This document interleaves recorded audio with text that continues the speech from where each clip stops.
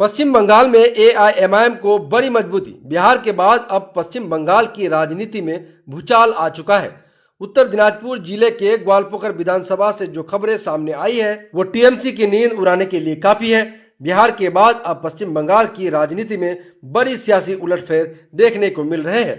उत्तर दिनाजपुर जिले के ग्वालपोखर विधानसभा अंतर्गत ग्वागा मार्केट में आज राजनीतिक बदलाव का केंद्र बन गया है, जहां एक साथ 250 परिवारों ने तृणमूल कांग्रेस को छोड़कर असदुद्दीन ओवैसी की पार्टी एआईएमआईएम ज्वाइन कर ली है। ग्वागा में एआईएमआईएम के झंडे तले नारे और भारी भीड़ के बीच ग्वालपोखर एआईएमआईएम के युवा अध्यक्ष नजीर अख्तर के हाथों 250 परिवारों ने औपचारिक रूप से एआईएमआईएम पार्टी की सदस्यता ली।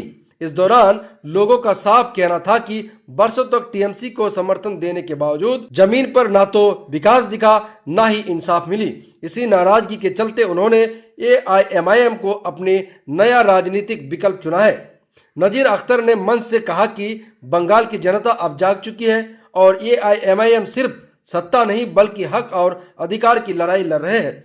कलकत्ता से लेकर ग्वालपोखर तक लगातार टीएमसी छोड़ने की घटनाएं साफ संकेत दे रही है कि पार्टी के अंदर असंतोष बढ़ चुका है और 2026 के विधानसभा चुनाव से पहले बंगाल की राजनीति तेजी से करवट ले रही है। ग्वालपोखर विधानसभा से ग्वागा मार्केट से उठी ये आवाज अब दूर तक गूंज रहे हैं और सवाल यह है कि क्या 2026 में एआईएमआईएम पश्चिम बंगाल की सत्ता की राजनीति में खेल बिगाड़ने वाला है। चलिए सीधी तौर से इन लोगों से बात करने की कोशिश करते हैं कि क्यों टीएमसी पार्टी को छोड़कर एआईएमआईएम में ज्वाइन हुए हैं और ग्वालपोखर के एआईएमआईएम के युवा अध्यक्ष नजीर अख्तर से बातचीत करने की कोशिश कर रहे हैं।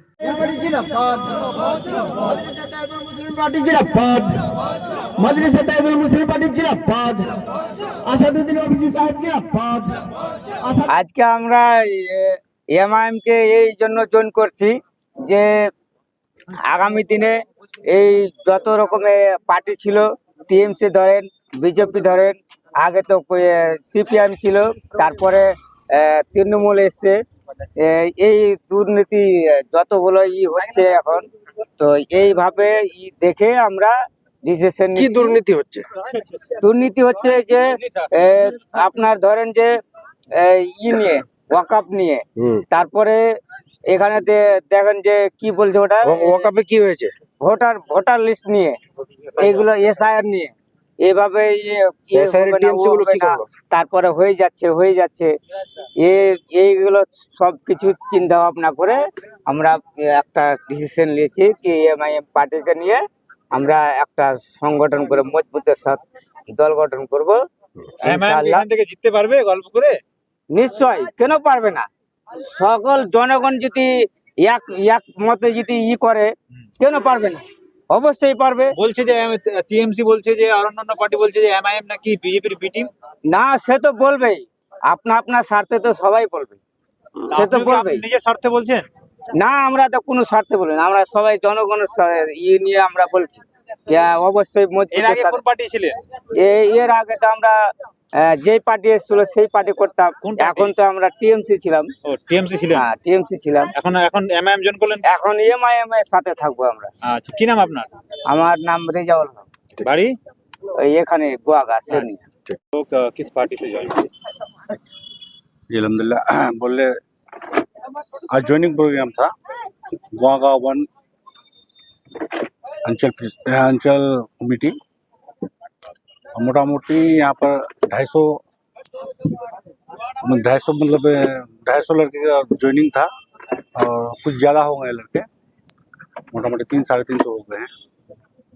किस पार्टी छोड़ के आए? ये लोग टीएमसी छोड़ के आए हैं। टीएमसी छोड़? हाँ, टोटल टीएमसी, पूरा टीएमसी छोड़ के। हाँ, टोटल। क्या लगता है इस तरह की ज्वाइनिंग से एमआईएम को कितनी मजबूती मिलेगी? जी, ये तो देखिए शुरुआत है, अभी हर अंचल में अभी शुरुआत है, ज्वाइनिंग प्रोग्राम चल रहा है हर अंचल में और इंशाल्लाह बहुत मजबूती के साथ इस पार्टी का विस्तार होगा। ये पार्टी बहुत ताकत के साथ ग्वालपोखर में इलेक्शन लड़ने का तैयारी कर रही है। ग्वालपोखर में इतनी मजबूती से टीएमसी का घर है, कहा किस तरह से निकल पाएंगे? देखिए, अवामों को ये समझ आ चुका है कि क्या कर रहे हैं मजबूत सिर्फ घर मजबूत होने से नहीं होता है।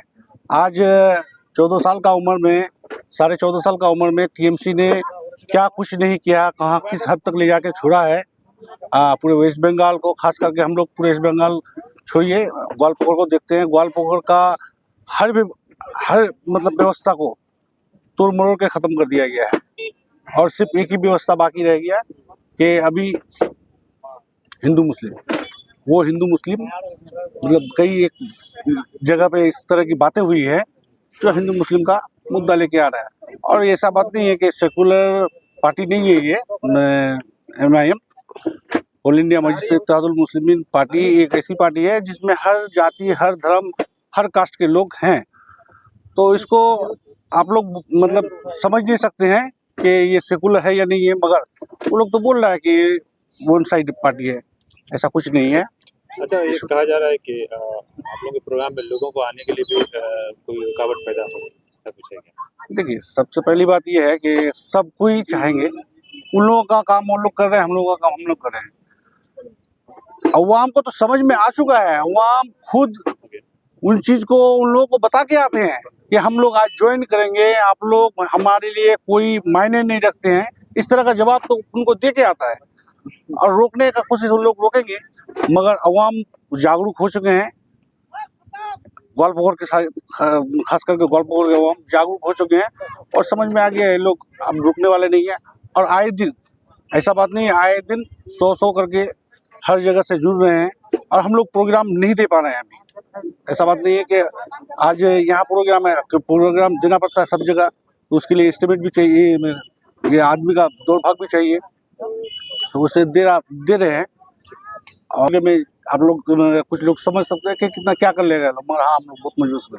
ठीक। और इससे पहले भी हम 2-3 बार यहाँ पे आए हैं, ज्वाइनिंग कराए हैं यहाँ पे ग्वालपोखर में,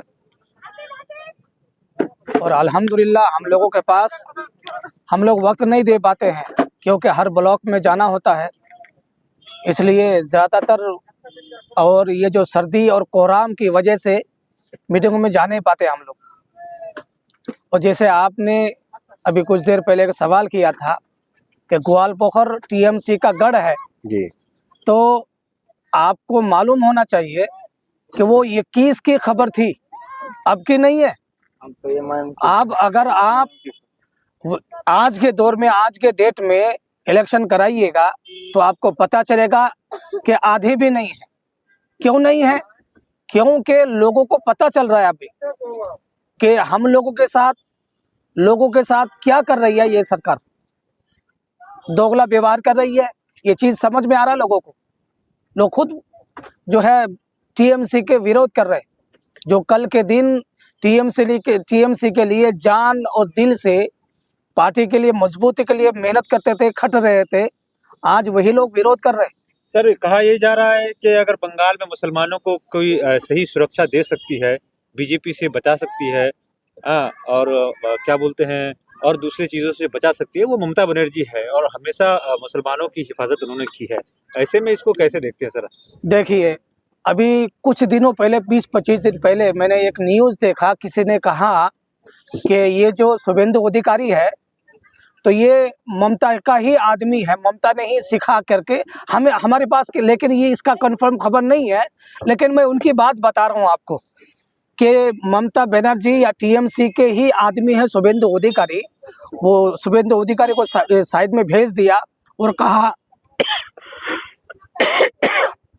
कि आप जो है मुसलमानों को डराइए और हम जो है मुसलमानों को सहारा बनेंगे। टीएमसी नेता ये भी कहते हैं कि शुभेंदु अधिकारी और असदुद्दीन ओवैसी में कोई फर्क नहीं है, दोनों बराबर है। नहीं, इल्जाम है, गलत है ये इल्जाम है। ठीक है, आपका नाम सर? मेरा नाम मुजीबुर रहमान है। ठीक है। तो आकारी सभापति गुलाम रसूल মঞ্চে বলেছিলেন 1 তারিখে পার্টির স্থাপনা দিবসে যে একটি শুভেন্দু অধিকারী যে বিজেপি যেরকম সেরকম অসদুদ্দিন ওওয়াইসি আছে, এই মন্তব্যে আপনি কি বলবেন? আমি এই মন্তব্যে এটাই জিজ্ঞাসা করি কি যে আরএসএস কে এখানে নিয়ে আসছে কে? মমতা ব্যানার্জি। আরএসএস এর যখন বাম নেতৃত্বে ছিলেন, সিপিএম এরা ছিলেন, তখন আরএসএস এর শাখা কত ছিলেন, কিন্তু আজকে শাখা কত আরএসএস এর? মমতা ব্যানার্জি আর বিজেপি কোনো পার্থক্য নাই। মমতা ব্যানার্জি আর বিজেপি আজকে যদি দেখতে চান তো মমতা ব্যানার্জি বিজেপির সঙ্গে মন্ত্রী হয়েছিলেন। তার নাম কে ছিলেন? অটল বিহারী বাজপেয়ী মন্ত্রী, সবাই সেই মমতা ব্যানার্জি সিটে বসেছিলেন। আসাউদ্দিন ওয়াইসি সাহেব সিটে বসেনি তার, এটাই আজকে প্রমাণ। এমআইএমকে দেখে তো ডরাচ্ছে। আর এখানকার উত্তর দিনাজপুরে খাস করে এই গোয়ালপুকুরে তোমার বালিয়াবীর বলেন, যে কোনো এই যে উত্তর দিনাজপুরে তোমার ভয় পাচ্ছে তো এমআইএমকে দেখে। আমরা আগামী দিন যেখানেই লড়বো মজবুতের সঙ্গে লড়বো। আমরা এমআইএমের একটা হাওয়া আছে আমাদের, খাস করে উত্তর দিনাজপুর কনফার্ম আমাদের হাওয়া। মালদা মুর্শিদাবাদে আমরা লড়ছি, আর যেখানেই লড়বে আমরা কিন্তু মজবুতের সঙ্গেই আমরা আপনারা লড়বো। শুধু ভোট কাটবেন, ভোট কাটে বিজেপিকে জয় করাবেন, এটা কে এটাই বলেছে আরোপ ভোট আপনাদের কেটে? উপর। হ্যাঁ, আমাদেরকে তো আরোপ লাগতে পারে, কিন্তু আমি জিজ্ঞাসা করতে চাইছি টিএমসির বন্ধুদেরকে, যারা আমাদেরকে বলছে ভোট কেটে আমরা নাকি তাদেরকে পাঠিয়ে দেবো, কিন্তু আসামে কেন লড়ছে টিএমসি? মণিপুরে কেন লড়ছে টিএমসি? কত ভোট পেয়েছিলেন মণিপুরে? আপনাদের জানকারি রয়েছেন, সে টিএমসি লড়েছিল, নোটার চেয়ে কম ভোট পেয়েছে। কিন্তু এমআইএম যেখানে লড়েছে দেখেন সীমাচলে কি হয়েছে। আজকে পাঁচটা সিট আমরা জিতেছি। আমাদের নিজের আমাদের কর্মীদের মনোবল আছে এখনো আমাদের উত্তর দিনাজপুরের মাটিতে। এবার লড়াই হবে, কিন্তু আমরা ময়দানে 1 ইঞ্চিও মাটি ছাড়বো না। এবার কি বলেছে আসাদুদ্দিন ওয়াইসি, কত সিটে লড়বে বাংলায়? আমরা আসাউদ্দিন ওয়াইসি সাহেব বলেছে আমরা যেখানেই লড়বো। প্রায় এখন পর্যন্ত আমাদের 50-এর ওপরের লিস্ট পাঠানো হয়েছে। আমরা আগামী দিন যেখানে লড়বো মজবুতের সঙ্গে লড়বো। আমাদের একটা জোটেরও সম্ভাবনা রয়েছে। কার সঙ্গে? আইএসএফ যে অবশ্যই বা হুমায়ুন হুমায়ুনের কবিরের যে সঙ্গেও নতুন কথা পার্টি হয়েছে, আইএসএফ এর সঙ্গেও কথা হয়েছে।